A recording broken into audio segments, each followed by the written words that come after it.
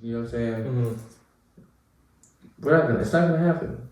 It's not gonna happen. You have to make the adjustment and figure out, you know what I'm saying, how can we get women's sports on TV? So like Moorhead is like, people don't want to stay for 4 years. What can we do to, when people are here for the 2 years, that 1 year, 2 years that they're here? How do you make it worthwhile? You feel me? Maximize it so we can still get that retention later down the road when we're trying to give money to people to donate and stuff like that. I feel like it's just like if something's like not working, doing the same thing that you're doing right now, this is common sense. It's not gonna work. No, you get the same result, exact same result. You have to be able to get out of your comfort zone. That's how growth, like being uncomfortable, like that's where growth starts. For sure. That's just what I think. For sure.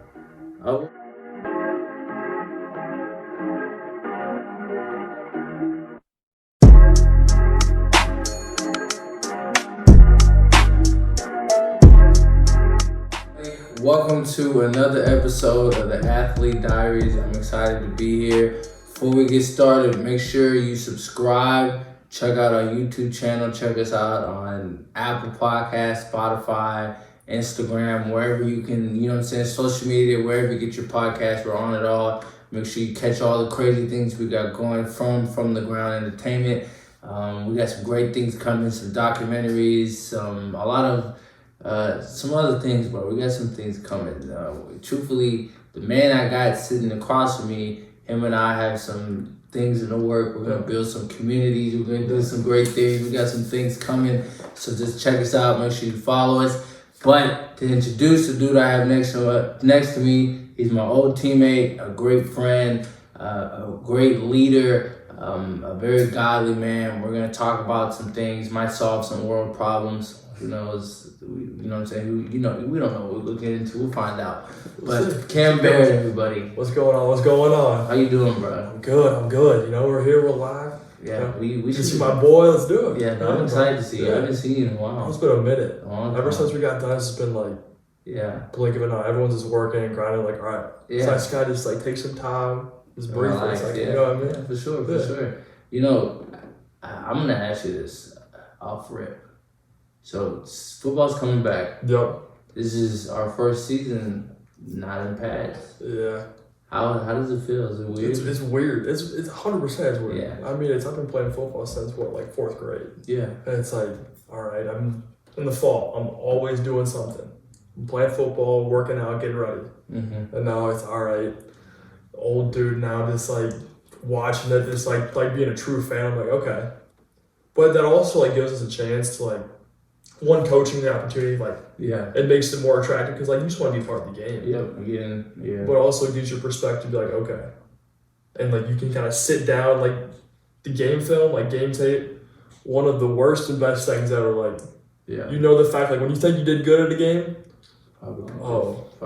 coach is ripping you. Yeah. And then like you go into film, you're like, oh shit, terrible game. It's like really not that bad. Not that bad. But like you still have like that analytic mindset when you actually see the game. Yeah, for sure. We'll see how it goes. You know, hasn't started yet, but you know, Friday Bengals. Yeah. It feels for me. It's weird because like I'll see like people like in camp or something, and like I feel like I should be training for something. Yeah. So like now like I work out like these like last few months, like I've been working out like I was training for camp. You know what I'm saying? Like doing like 2-3 workouts a day. Trying to stay in shape. You know what I'm saying? Yeah. I'm just like, bro, like I have to catch myself. So I'm like, bro, you're not playing the season right now. Like you're not playing anymore. Like calm down. You don't have to do all the crazy stuff. Athletes, bro. It never goes away. You know? Is that why you're kind of doing 75 hard? Like we were talking about. Yeah, I mean, it's like, for those of you who don't know what 75 hard is, Andy Frisella, the owner of First Form, started it. But it's basically you work out twice a day, once inside, once outside. Yeah. Drink a gallon of water, no cheat meals, no alcohol, follow a strict diet, read 10 pages of a book. But yeah, I mean, honestly, just like setting new standards, getting good habits, but just like pushing yourself to. I mean, don't get me wrong. Like this is day 14. I feel like I'm doing it for like a year. Yeah. Like I got like another 60 days. I'm like, damn. Yeah. But it's like once I get out of that, I finally get done. It's like, okay, I did it. Yeah. But it's like continuing those habits to where, I mean, 75 days. Yeah. I don't know like the time frame of what makes a true habit. Yeah. Like you're bettering yourself at the end of the day. Sure. And I think, so I listen to Andy Frisella all the Yeah. time, probably every day. And I think one thing that a lot of people miss from 75 Hard is like, that stuff is like a baseline to like your health in general. Yeah. Like, it's not a weight loss program. It's not a program to like help you like get in shape. Like, it is a mental toughness program. It's a program to prioritize yourself. Yeah, no, yes. Which like nowadays, like that is so uncommon because everyone's like, all right, I'm just gonna do my own thing. I'm gonna keep working, I'm gonna keep grinding. But it's like, if you keep pushing yourself and you don't take the time to like replenish like you, who you are, you're just gonna be drained in everything you do. That's just life. For sure. But it's like taking that time to like better yourself, but one, work on yourself. Like the 10 pages of the book, like don't get me wrong, I hate reading. Hate it. But it makes me read, it makes me want to better myself. Yeah. And it gives me the time to like, okay, I gotta do it. Yeah. I might as well take advantage of it and truly enjoy it and just like take it all in. Yeah, for sure. Yeah. I hate reading too, and I get mad when I'm trying to talk to people and they're like, bro, I don't like reading, like I can't read for fun. And it's like, bro, like, you think I read for fun? No. Like I will say I learn for fun. So I'm addicted to learning. Like I've always had this weird addiction to like learn. Like, I'd rather be educated than entertained. Like when I'm choosing something to do. So like even like when I'm watching TV, like I'll sit down, like I can do a sitcom, like The Office or like How I Met Your Mother, I'll do that. But like if I'm choosing like a documentary or like something like that, I'd rather do that than watch like just regular ass TV. So like I don't know, like I'm just kinda weird in that sense. I'd much rather be educated than entertained. It's like everything, like finding a way to get better in everything you do. Yeah. Whether it's like just like sitting like watching a documentary. Yeah. It's like rather than watching some like random TV show, just like your brain just melting. Yeah, I'd rather, yeah, exactly. So like reading is not something I want to do. It's like, but I just rather, I like to learn. I think it's one of the easiest ways to learn. Yeah. I mean, it's not fun, but I think like actually sitting down and reading, it's a better way to retain it. Yeah, for sure. Rather than just like mindlessly scrolling, oh, it's a nice little topic, and then a couple of seconds, it's some random meme, and it's like, okay. Yeah, I agree. We all wonder why we can't like focus on one topic for more than like 5 seconds. Because you had TikTok shoving 100 things down your throat in 5 minutes. That's just crazy. Yeah. All right, so let's get into our normal format and how we go. All right, so how did you get into football and sports in general? Yeah. Well, I mean, I was the kid that was like just bounce off the walls growing up. Yeah. Parents were like, all right, we gotta do something. So I threw me in baseball immediately. Baseball, did basketball.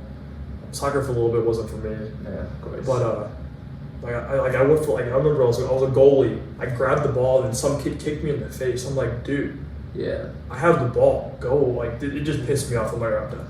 Yeah, but sure. I can see that. This is what it is. I can see that. But no, it was one. I enjoyed just running. Like I was the kid that I'd go outside and just run all day. Okay. But the team aspect, like I love talking to people. I love like building relationships and just like playing. Yeah. At the end of the day, it's like just having fun. Yeah, that's definitely. So I just did that, and it's kind of carried through. I mean, it's with football. So I basically did football, baseball, and track in high school, and then started with football. Football, I think it was 14 years I did it. I've been playing. I played baseball since I was like 4. So sports was a heavy part of my life. Yeah. But this is a game, and I enjoy it. For sure. But yeah, bro. So high school wise, it went well. Yeah, I mean, I'd say football was an experience for sure. Also part of like how I got my testimony, like how I got really in my faith. But yeah, I mean, freshman year, good season. Sophomore year, went to state. Yeah. Went to WK. One of the last years they had the state championship at WKU. Okay. Yeah. I was the backup running back. That's it. Had a couple good stats, but I mean, it's just like a good year, just like be around and like be in that environment, meet some people. When we went down, I remember we went to the first drive, scored 2 plays. We're like, all right, let's go. We were also playing Louisville Trinity. So like you can't get like a big head with that. Because I mean, essentially you're playing like a Division III, Division II school in high school. Like, oh, great. But then they scored 47 unanswered points. Final score was like 11 or 47 to 11 or something. So yeah. All right. Yep. We just got our ass handed to us. Yep. But I went through like my junior year. It was supposed to be like my real big breakout year. I had some coaches looking at me. I was like, all right, cool. and second game, stress fracture in my back. Oh, I swear. But it was one of those deals to where like they didn't know it was a stress fracture, so they said, "Oh, you're gonna be out for 2 weeks." Okay. I'm like, all right, cool. Went out for 2 weeks, came back in, re-injured it. Yeah. Another 2 weeks, and they go, "Okay, we gotta see what's going on." Yeah, for They sure. basically said you should have been out for 5 weeks, but all right, whatever. It's already done. Try to come back, hurt it again. So I was basically just constant injury. Yeah. On and throughout off. that season. And it was like growing up in sports, like sports was my identity. Mm-hmm. And it was like, I grew up in a Christian household, believed in Christ, but it was like I was the kid that would sleep in the pews. I was with like the social aspect. Yeah. But I had a really hard time because my identity was all in sports. And it was like, all right, I'm not playing football. Like, what am I doing? Like, who am I? Yeah. Like, I've been doing this to get a Division I scholarship because that was my dream. Yeah. And I remember my coach sat me down. He's like, "Kid, you got to realize what God's doing in your life Yeah. and what you can be doing right now for others around you. You just got to sit and listen." I'm like, "Oh, coach, whatever. Like, you don't know what you're like talking about." He really did. Yeah. He did. I was like, okay. When I sat down, I remember like I was at my grandma's house. I just prayed. I really did pray. I was like, "God, I don't know what your plan is. I don't know what's going on, but obviously what I'm doing is not working. Yeah. So like, I'm just surrendering my life to you. Like, I need another way, and I know that you're that way." And it was, I didn't talk for like an hour after I prayed, and I was just like, I just sat on it, and like slowly like a weight kind of came off to my shoulders. And I was like, okay, I'm in this situation right now. There's nothing much I can do right now, but how can I help the other people on my team and help be a contribution even while being out? Yeah. And it was, I mean, obviously like being a Christian, life's still always going to be hard. Yeah. But it's that mindset of, okay, before it was, all right, I got to get mine. I got to get better. I got to get these looks to go to Division I school. But then I was like, okay, I'm going to do what I can do. I'm going to be a positive impact on my team and just try and bring others up with me. Yeah. And at the end of the day, if God's got, if the plan is to go D1, Yeah. that's God's plan. But I'm just going to be the best version of myself possible. Right. It all worked out. Went to Moorhead and met some pretty cool people. And it's God works in mysterious ways, like we were talking about a little bit ago. For sure. Yeah. And then baseball track broke out. What is it? The record for 4x1 in tracks. That was cool. Yeah. But I remember we broke the school record, but we came in 8th place In the meet. in the meet for that event. I'm like, because these guys are moving. Like, and it was funny because we came in 7th place, and they're like, and we saw the scoreboard. We got so hyped, and everyone's like, why are these guys getting excited? Like, we just smoked them. I'm like, for the school record. Yeah, exactly.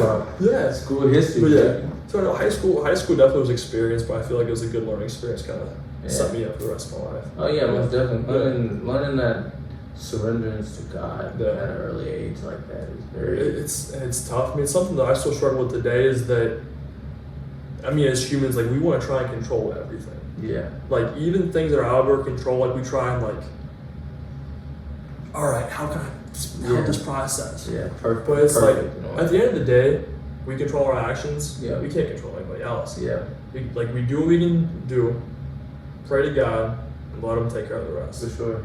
It's always tough. It's always that ongoing battle, but you know.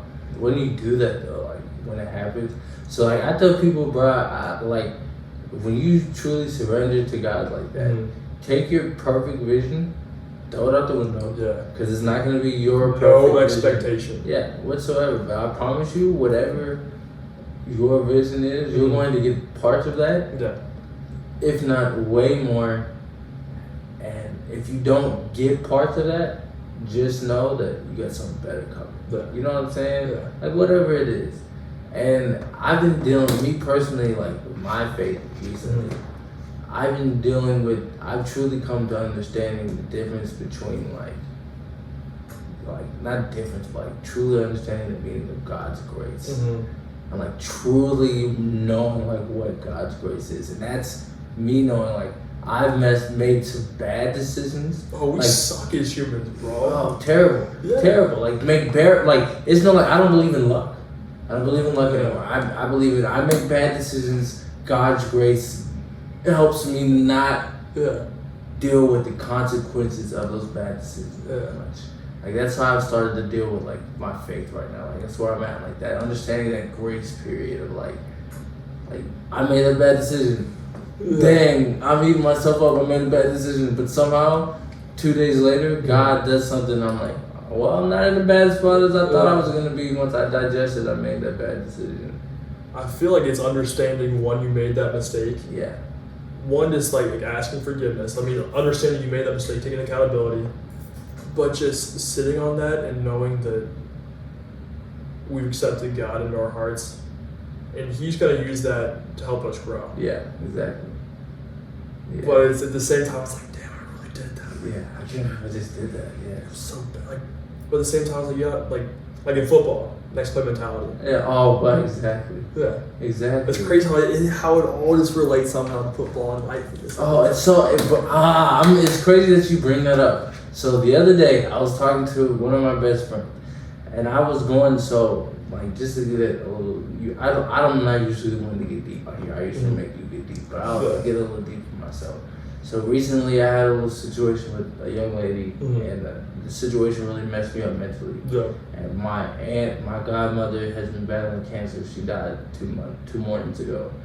And I was telling my best friend, I was like, bruh, it's crazy because I'm in a rut. Like, I'm feeling like, even like today and like just these recent days, like I've been like in this depressed mood. But I'm still like doing the easy things. And it's crazy because I realized as I was saying that, so you're going through football, right? And you're like, you gotta make practice harder than the game. So when the games come, it's easy. Yeah. I'm like, bruh, that is literally what life is. On the easy days, since football and we left Moorhead, I kick my own ass. Yeah. On the easy days, I'll hit the gym and I'll do my workout. I'm like, bro, you still made it. Do more. I had the energy. I would be up longer. I would do more with my video editing. I would do more videography. I would do more learning on YouTube, studying whatever it is on my easy days. So now on the days where my depression or, you know what I'm saying, whatever is kicked in a little bit, I'm still going to the gym. My workout is not this crazy workout that I did on my easy days. I'm doing the bare minimum. You know what I'm saying? So my hard days I'm still doing the easy thing on my hard days. So it's like, bro, it was just crazy how that was still a transition from football. You know what I'm saying? Like from sports. Like that was just like a crazy thing for me to piece together. I was just like, bro, like that, like that's deep. Like that's 1,000. Like it all correlates. Like every single time. Like it's so crazy to see now that I'm in real life, like that correlation. I mean, it's you don't know until like you really like go through it. Yeah. And you're like, okay, damn, I did that like in the middle of football. Like you were taking those steps to better yourself. Yeah. It's like with football. You're taking the small steps, like getting 1% better. 1%. 1% better. Yeah. And then it's like, no excuses. Yeah. I can't tell you how many times, no excuses. Yeah. All you excuse, 10 push-ups, go. Yeah. You know, but just like setting those small routines and those small like platforms and frameworks that you're setting yourself up, even if you're having a bad day. But it's nuts how it all like intertwines. It's just like, I can't think on the top of my head. Like I know, like it hits you right in the moment. You're like, okay, I learned that. Like, yeah, I learned that lesson before. But it's like, okay, I can't. Sophomore year, I remember I learned that. Yeah, for sure. Yeah, especially going to Moorhead.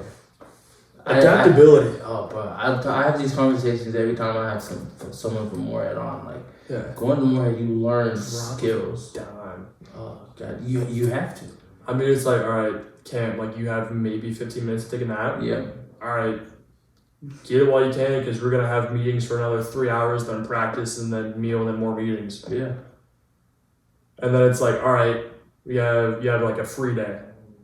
And there's always the memes where it's like you get the day off, but you don't get the day off. You don't get the day off. You got like 6 meetings. Yeah. Like, all right, optional weights. Optional film. Optionals. You always learn when it's like optional film or optional weights. Like you're a freshman. You're like, oh, it's optional. We're good. You get a text from coach like, where are you at today? I mean, it's optional. Yeah. I guess you don't want to get better. Yeah.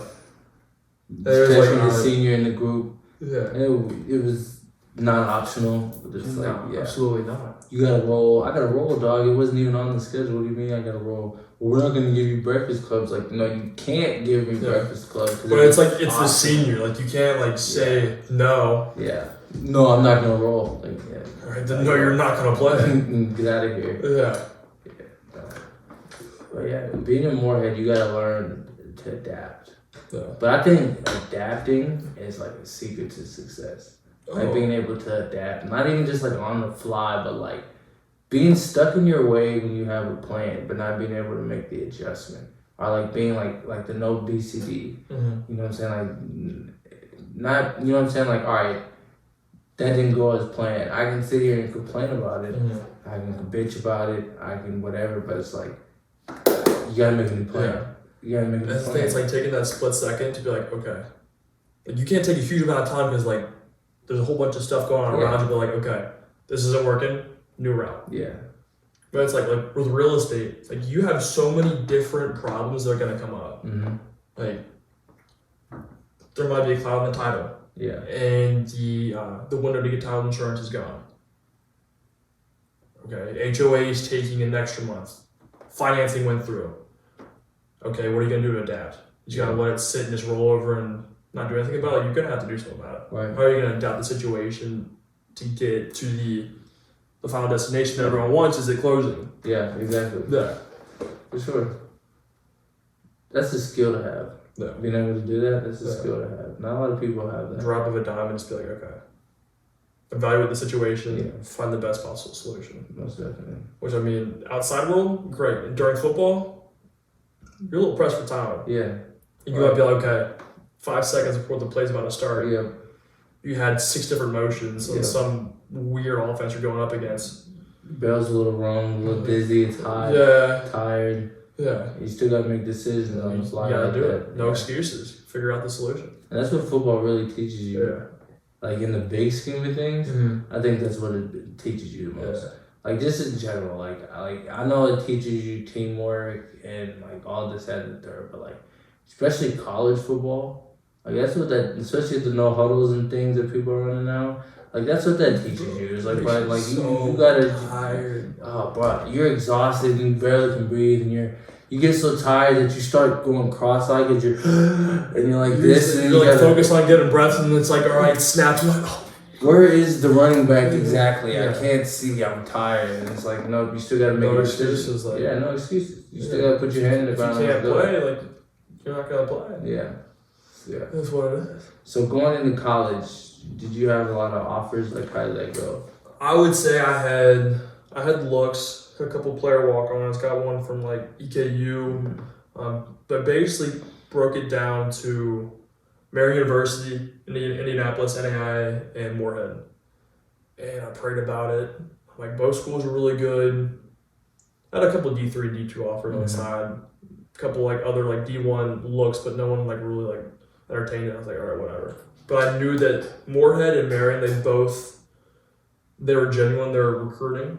And I could tell they wanted me. Yep. To where it's like, you can tell if like a coach is like blowing smoke. Like, oh, it's cool, great. Like, you get that vibe, you're like, he's full of shit. Yeah. But I don't remember the deciding factor, but I think it was just more of a family feel for me. Like, I went down to Moorhead and I was like, oh, what's going on? It was like, the vibe was good. Like the vibrations that we were talking about. Yeah. Like everyone it was all kind of like a simple like, all right, cool. Yeah. Marion, it was a good time. Like I got to talk got to talk to coaches, talk to players, learn some stuff, but like the vibe just felt a little bit off. But I mean, at the end of the day, God was working. He had a plan, went to Moorhead, and had an amazing time. Yeah, it's crazy. I had the same feeling. Because I came down between Moorhead and Lindsey Wilson. Yeah. And I had the same feeling, like nothing against Lindsey Wilson. Yeah. Just when you came to Moorhead, it was just that feeling in your stomach. It was just like, this is home. Yeah. This is home. There's also some of those D1. I mean, everyone wants to be like, oh, I'm a D1 football player. Yeah, that too. That's big time though. Yeah. That was always my dream growing up too. It's like, I'm a Division I college football player. I want to do that. Yeah. Yeah. So, it's funny, me and Justin talked about this when we were talking earlier, and we kind of talked about this earlier too. we are D1. We don't live D1. No. But you're expected to compete D1. No.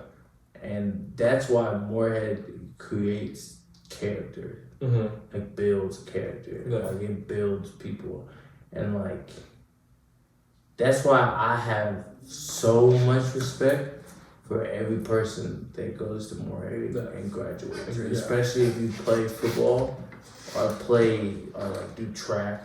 Like any of those people who don't get the scholarships that still compete at that level, I have so much respect for you because it's like, bro, I know the crap that we had to deal with and making adaptations and making, you know what I'm saying, the adjustments on the fly, things not going perfect, you know what I'm saying, all these things that you have, and it's just like, bro, like it makes, I know it made me, like I don't look back at like not going to Lindsey Wilson and being like, damn, bro, how much different would my life be? Because they just won a national championship. Yeah. Like NAI national championship. I have a ring right now. You know what I'm saying? I could have a ring right now. But I sit back and I look at like the man Moorhead made me and where I'm headed.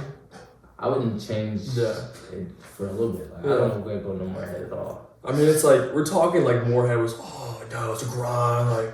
Like don't get me wrong, Moorhead, like, compared to other schools, we had a good setup. Oh, probably. Like A-Duck and like all that stuff compared to a lot of places. Yeah. Like it was, in my eyes, we were blessed. Just the fact that we had opportunities that some other schools did. Yeah. But at the same time, it's like we didn't have resources that other schools did. Yeah. And we knew that too. But like, okay, we're here. We're gonna make the best out of the situation. Either are you gonna grow, or are you gonna decline? Yeah. For sure.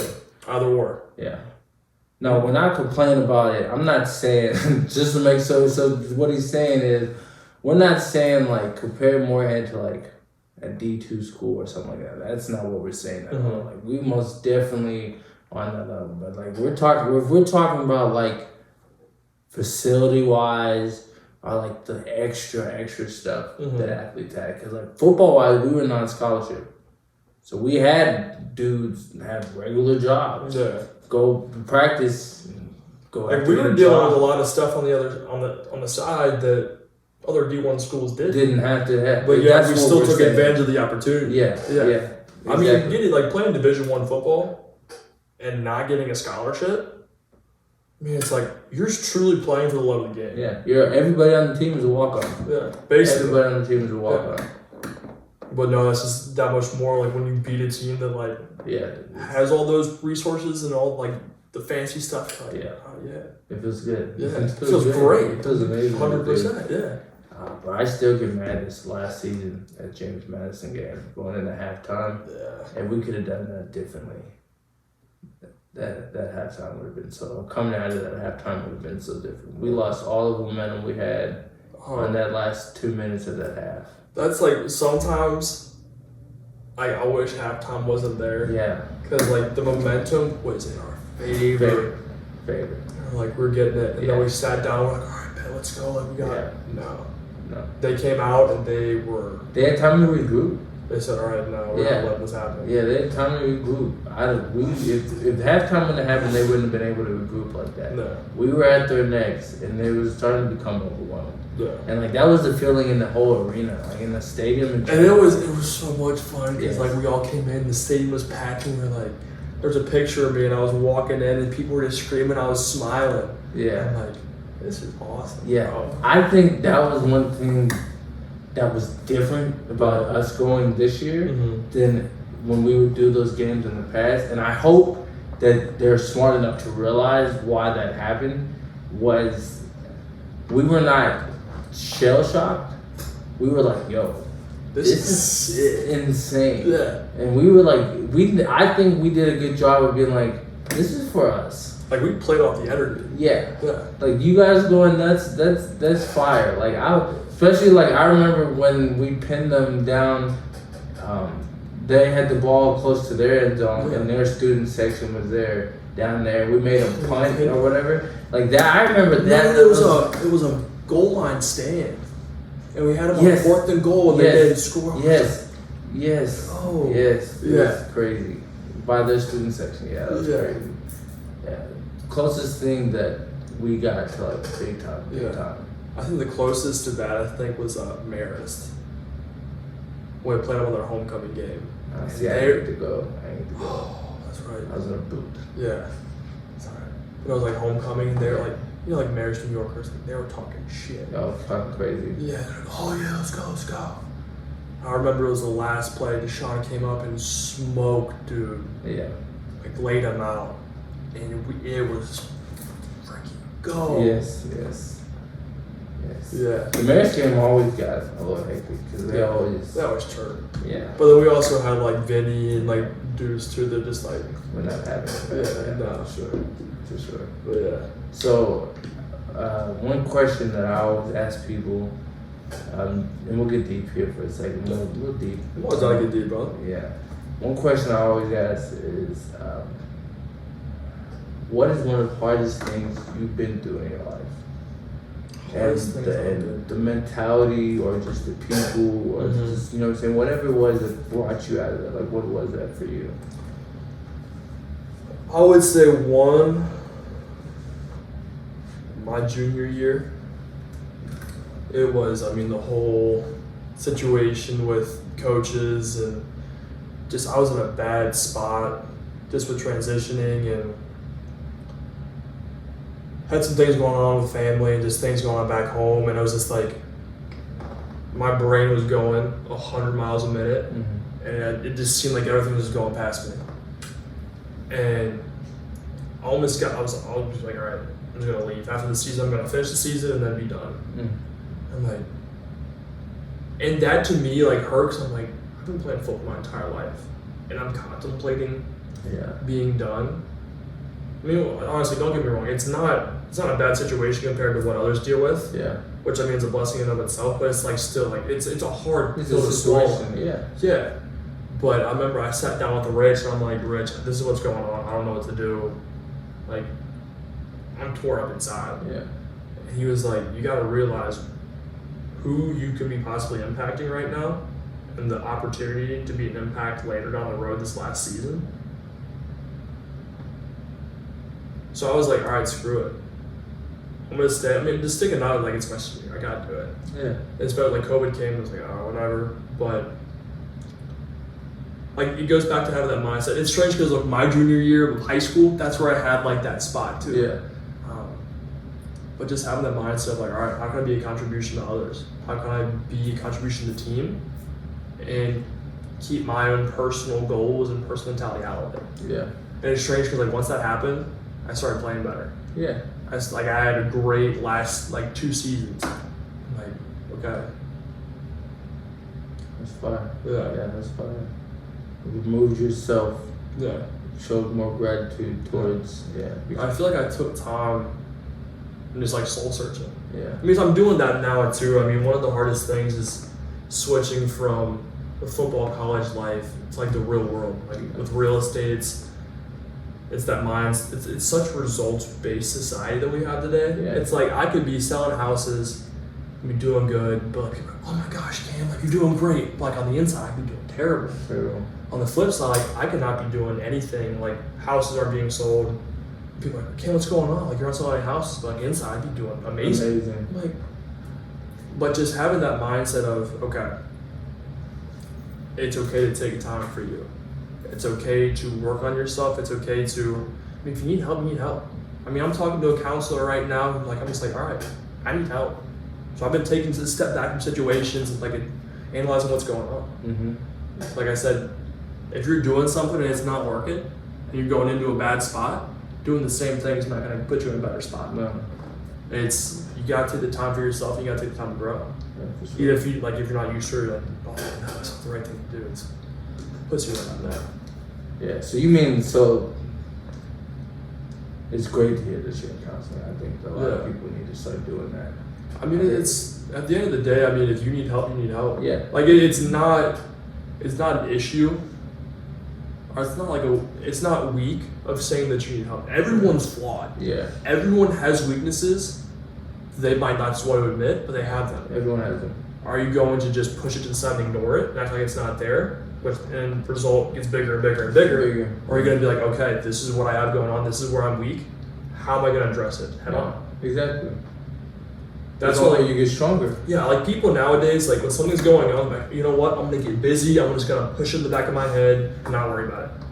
But you think about it, like, okay, that might work right now. 2 years down the road, you might be in a 10 times worse spot because internally, that small thing you push back has just been eating at you. Yeah. Rather than addressing it head on and be like, okay, I have this issue, how am I gonna fix it? And then once you fix it, you can move on a different path that's not holding you down. For sure. So, I mean, it's just like, it's the mental aspect. That, yeah. I take, hold on, we gotta take, hold on, I gotta take, that takes a second. That was, you know, yeah, that's for sure. That's 1,000 right there. Yeah. That's 1,000 right there. I think, how do I put this? I think it's,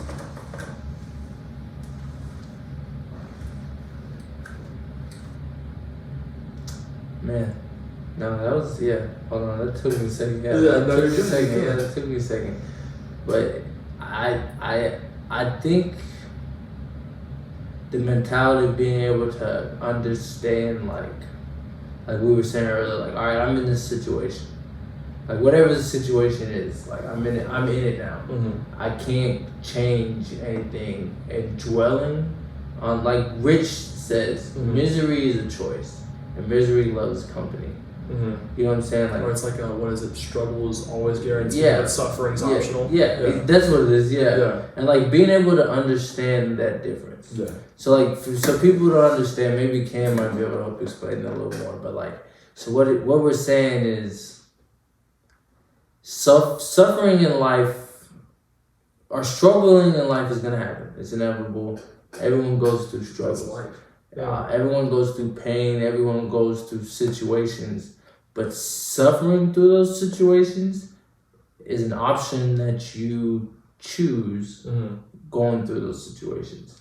Like for Cam, you know what I'm saying, whatever the situation is, he could have, not necessarily, like let's say he didn't go home, but he stayed and he didn't learn how to take himself out of the situation and show gratitude towards others. That situation would have strung out, and that last 2 years, like he said, where he had good years, wouldn't have happened.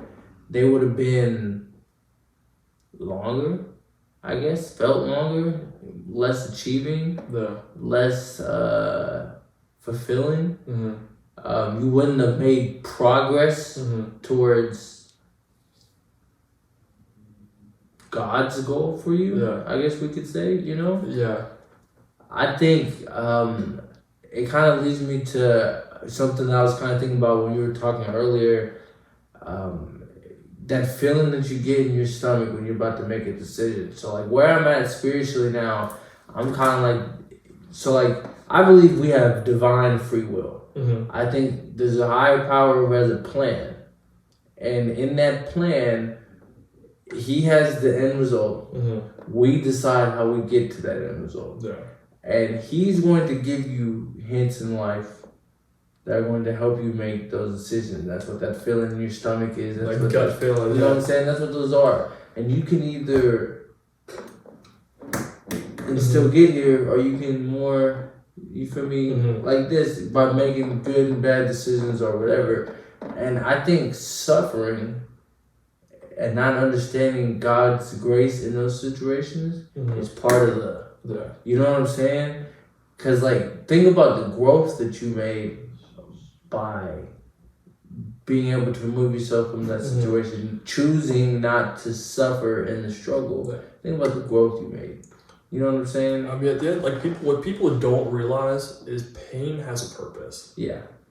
People are like, oh no, my life sucks. Like, I'm dealing with this, and this. I'm like, okay, that's hard. Yeah. How are you using that to grow? What are you learning from that? Exactly. Are you dwelling and just feeling like shitty about yourself? Yeah. Or are you embracing that feeling and figuring out how to approach it differently? For sure. And just understanding that, like, at the end of the day, God's got a plan. Yeah. We don't know. No. At all. No.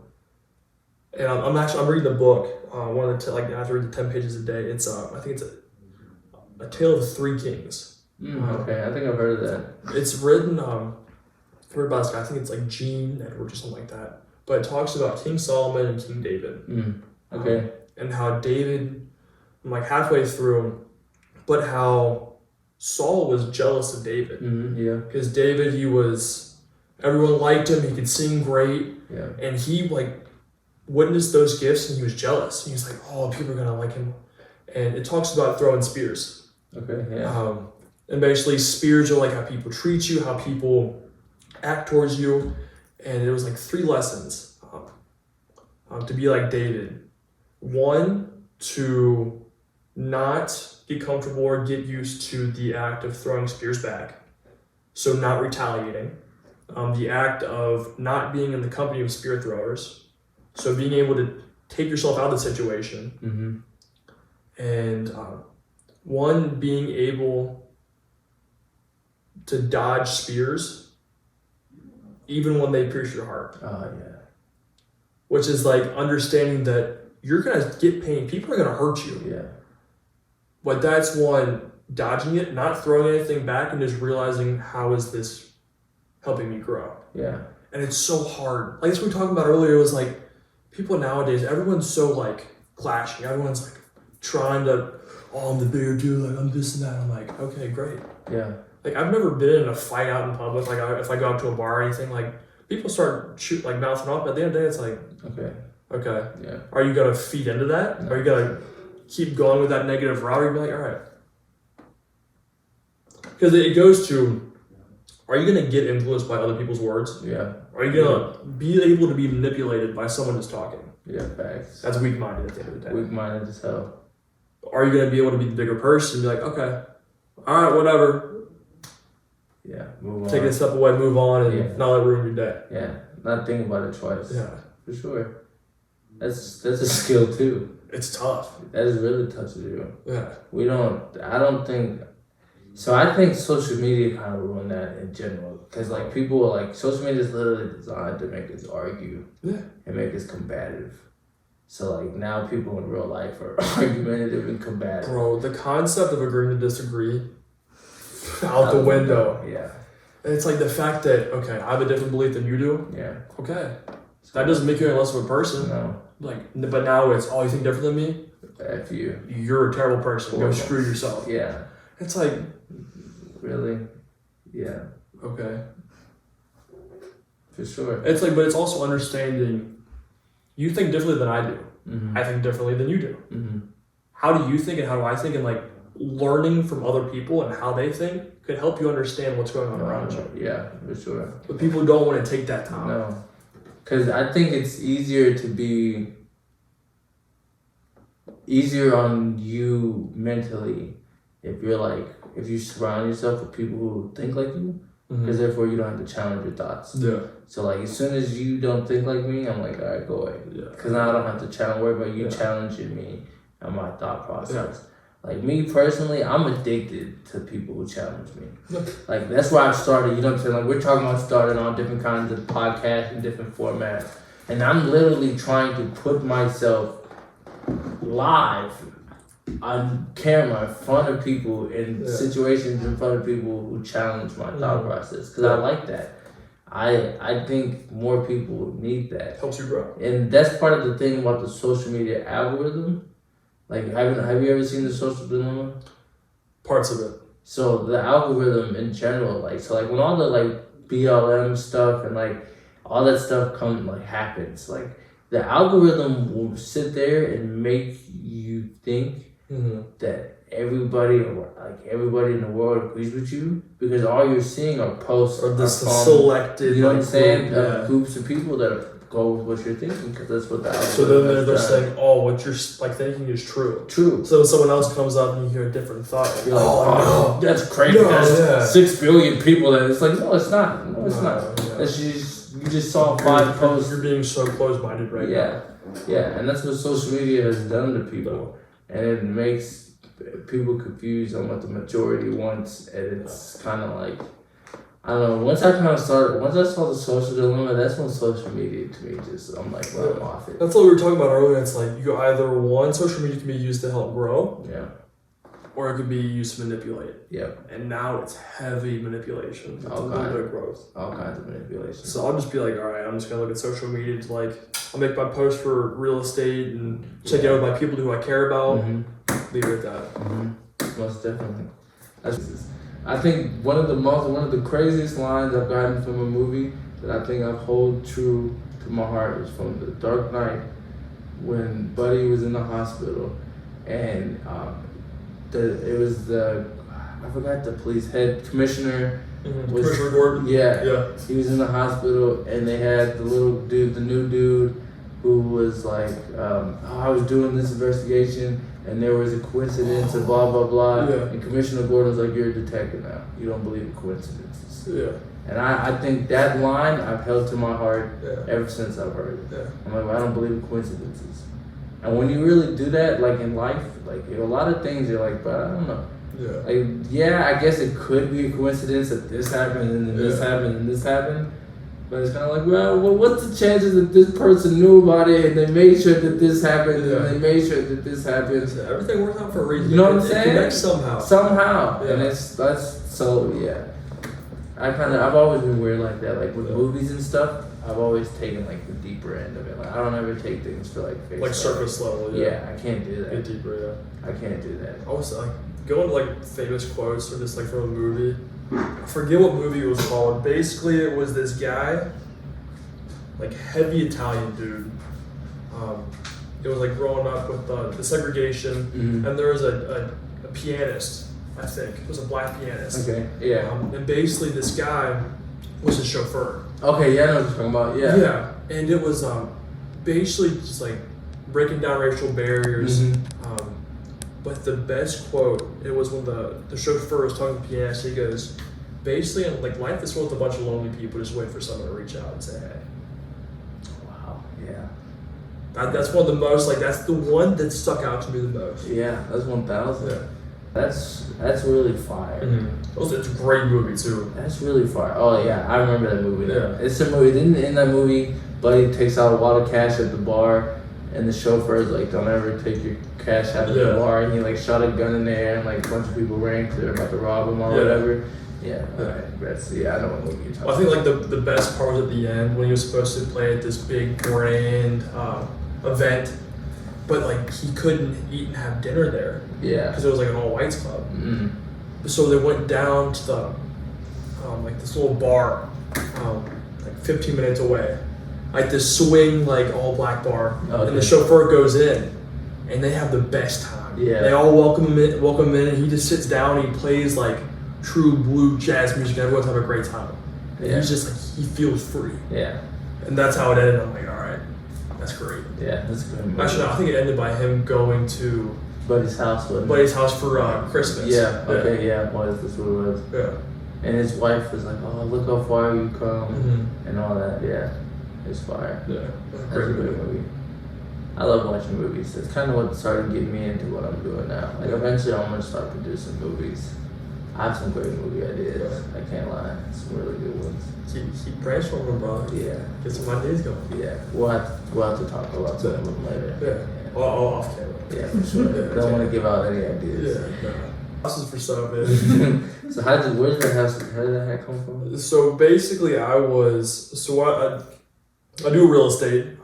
Basically, I got into my mom got licensed when I was in middle school. I was like an unlicensed sales associate for her. Okay. But what drew me to this career was that with real estate, you see the best and you see the worst of people. Yeah. Like it is a very stressful situation. You put a lot of money on the line. Yeah. I mean, you're dealing with homes like one of the necessities of life is shelter. But just seeing how she made a positive impact on people and the relationships that she built, I'm like at the end of the day, like I want to have a career that can provide for my family, but it brings something more than just monetary value. Yeah. More of a thought, I get hit by a bus tomorrow. The money that I make right now does not mean a damn thing. Not one thing. It's the impact and legacy that I leave on people. Yeah. And that's what I get to do. Yeah, and it's like if I had that mindset going into real estate of just being an impact and exemplifying God through what I do, the money's gonna come. For sure. It's gonna drop regardless. Yeah. But so I went into real estate, basically got licensed during COVID. Like our season got canceled. What the hell? We were sitting on our phones. Well, I'm just gonna get licensed. Might as well. Yeah, so I did that. Been doing it. So I did it a little bit before our last season. And I've been doing it ever since I got back. But so I bartend as well on the side. Okay. Just like extra tips. Yeah. Something like Mondays I do it, or anytime like on a night shift, just to make some extra cash. And it doesn't like. One, it gives me a chance to reach out to people and like I'm one in the crowd that I wouldn't for sure meet. Yeah. And it's like, so I always wear like a Jesus shirt to like, I've had great conversations, like talking about God of like, you're talking about Jesus in like a hopeless place of like a bar. Yeah. Which I mean, and you get really good conversation. Like that's why like I have like Bible verses like tattooed on my arms like this, like something small that I do and like show. Yeah. If I can bring like someone to Christ. Fantastic. Amen, yes, Lord. Yes, Lord. But another thing is like, it's marketing. Yeah. Like with my hat, it's with sales. You don't want to be a pushy salesman. Mm-hmm. That's the worst thing. Yeah. So it's like one lets people know like, hey, I'm a realtor. Like I got houses for sale, but it's not like, hey, I'm Cam. Nice to meet you. I'll buy a house from me. Like yeah. No. At the end of the day, people use you because one, they trust you. Yeah. Two, you know what you're talking about. You're credible. And three, they know that you care about them. Yeah. And like with any like entrepreneur like business that you run, you want to be the first person that comes to thought. Mm-hmm. And you're like, oh, I'm wanting to buy a house. Like, who can I talk? I want to be like Cam, first train of thought. Like DJ, he started his fitness career out. Yeah. Like someone who's wanted to like train and get in the gym. Who's a trainer that I know? Oh, DJ, first train of thought. Like you want to stay fresh and like stay relevant. Exactly. So it's just like being there, getting out, and like letting people know that's what I do. Yeah, for sure. I like that. Yeah. I like that hat for sure. Yeah. That's a good idea. Yeah. That's a really good idea, actually. And it's like, so when like winter comes, like I'm gonna get like a hoodie and be like, hey, like realtor on the back or something like that. Oh yeah. You know, like make it look like deck it out and like make it look sweet. Something flashy and then just realtor in the back. Yeah, there's nothing crazy. Yeah. Just like I'm a realtor. Like I can wear it to the gym. Like, oh. Is that a brand or did you get that made yourself? No, we made it ourselves. We need to brand that. Yeah. We need to brand that. 100%. Yeah, brand that. And then give me a shirt and I'll start wearing it on my podcast. But brand that. Yeah. That's fire. We do like a co-branding event. Oh, dog. I've been trying Team Barrett from the Ground Entertainment. Yeah. I've been trying to do that with everybody. Little collab. Yeah. I've been trying to do that with everybody. Every person that I know that owns any type of brand, I tell them, give me a t-shirt, give me whatever, and I'll help you guys out in any way possible. 100%. Because with my NLI agency, like that's how it's gonna start. So the two-parter to that is on top of me having agents go out and help the athletes get things, by being signed to us, every sponsorship or every partnership that we have, they would automatically get to be a part of it too, because they're signed with us. So like my sister has her own real estate thing, or like with DJ's 25-8 or with the Aiden Hurts thing, you know what I'm saying, or like with restaurants or whoever that we had, you would automatically get, you know what I'm saying, we would do like commercials or whatever we do with those companies or partnerships as an athlete, you would automatically get tied into that. Yeah. So like, that's why I'm so big on like for you guys, like get us some shirts, get us some stuff, we'll figure it out. Like right now, like the money is not what I'm for me, we're boys. Like that's not it. Like, we'll worry about that later. But I mean, I think it goes to like everyone just coming up together. Yeah, exactly. And just like one thing that Andy Frisell was talking about is success first. What he had, I get one episode. Oh yeah, yes. Yep. Basically, like even your competitors, like with real estate, like it's such a competitive market because like I want to get these clients, I want to get these clients, but it's like having the mindset of okay, I want my peers and competitors to succeed. Like if you have the thought, man, I do not want them to succeed. That's like in the back of your head saying, all right, we don't want success. Yeah. But it's like we want them to succeed. Yeah. And we're in that environment, so we succeed. Yeah. But I mean, it's like at the same time as like in our office and our brokerage, like we always ask each other, like other agents, like different advice. Yeah. Like, hey, can you help me out with this? Mm-hmm. We just all want to see each other grow and get better. Get better. Yeah.